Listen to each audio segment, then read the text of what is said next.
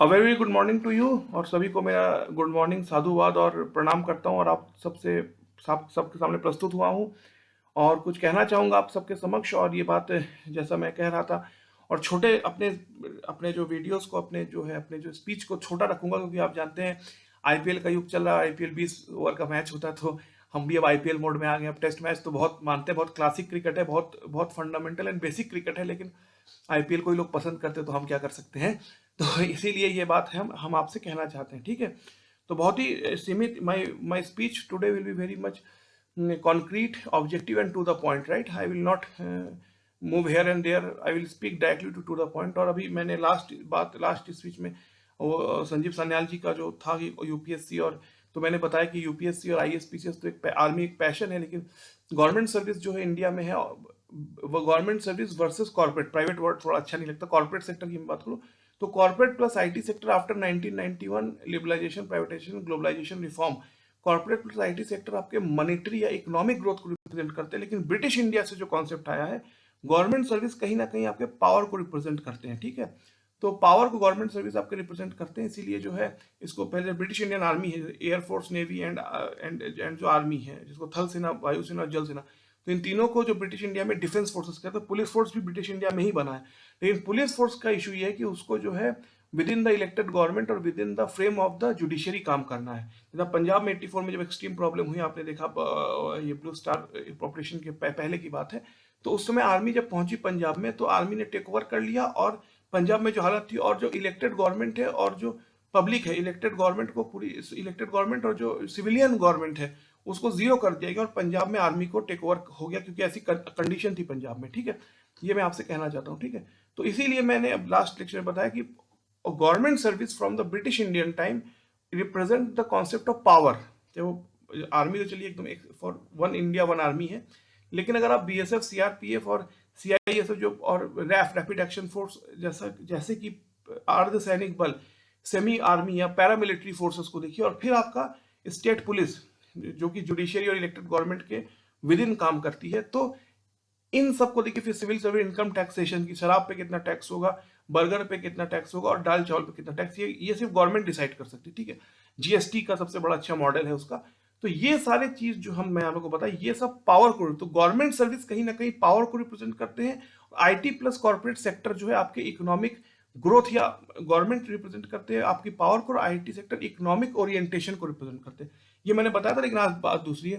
तो आज आ जाते हैं इलेक्शन पे और 2024 पे, और मैं ये बताऊंगा कि मैंने जैसे पहले कहा था कि राहुल गांधी या मोदी जी के जय जयकार करना मेरा कोई प्राइमरी जॉब नहीं है, मैं करूंगा भी नहीं, ठीक है। तो मैं ये बताना चाहता हूँ कि हम इंडिया के लोग, हम इंडिया के आम जितना, कितने कितने नकारे भी, मैं कहूँ धिक्कार वाले भी, इतने कठोर शब्द में प्रयोग नहीं करूँ कि हम इंडिया की जनता की क्या हालत है, मैं आपको या इंडिया की जनता किस तरह की है, आपको मैं समझाना चाहता हूँ, ठीक है। और अभी इसके लिए मैं कुछ छोटे छोटे 5-6 वीडियोस बना के आपको समझाऊंगा, बड़े वीडियोस। तो जो मैंने उस दिन आपसे कहा था कि मैं फिर वही आता हूँ कि ब्रिटिश टाइम पे आते हैं कि the idea of India is not, idea of India is as stupid as the idea of equator. India is not a nation. How can you combine Hindu Muslim, first two nation theory, फिर सिख, फिर Jain, Parsi, Christian, etcetera etcetera, फिर how can you combine Brahmin, Dalit, Thakur and Bania, four caste system in the society, and then how can you combine Punjabi, Bengali, Assamese, Manipuri, और क्या नाम है, Arunachal, Tamil, Maharashtrian, etc. They are all Gujarati. They are all different people. So there is nothing called India, and until there is caste and religion, there will be no India. And the idea of India is as stupid as the idea of equator. ये British कहते थे, उन्हीं का ये आपका follow up है, ठीक है, ठीक है। तो अब दिक्कत ये तो है, तो अब एक प्रधानमंत्री को इस चीज को हैंडल करना, दो प्रधानमंत्री की जानेंगे। श्रीमती इंदिरा गांधी की ब्लू स्टार के बाद हत्या हुई, और राजीव गांधी जी जो liberation of Tamil tiger Eelam है, तो श्रीलंका को जब हैंडल करने की बात है, तो उसके कारण इंडियन पीस कीपिंग फोर्स भेजी गई, एटसेट्रा। राजीव गांधी जी की हत्या हो गई आपके श्री प्रेम बहादुर में, ठीक है।